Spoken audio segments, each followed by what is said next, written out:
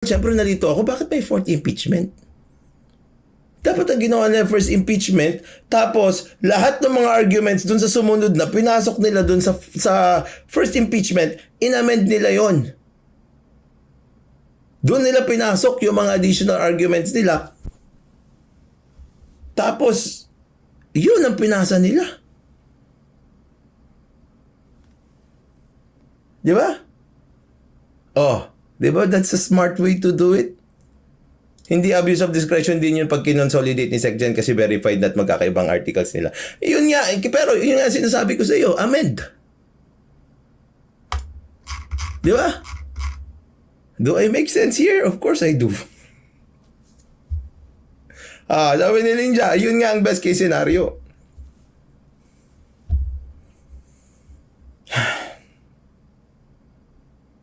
I was thinking all along mga kabatas natin na ganun yung gagawin nila. And I thought na ganun yung ginawa nila. Pero tulad nga sinabi ko sa inyo, hindi naman ako expert dito eh. Pero I can confidently say that I have really good understanding of the rules of court. Kaya nga, naiisip ko yung mga bagay-bagay na ganyan. And pag ganun yung ginawa nila, lusot sila. Pero wala silang lusot kasi hindi na transmit.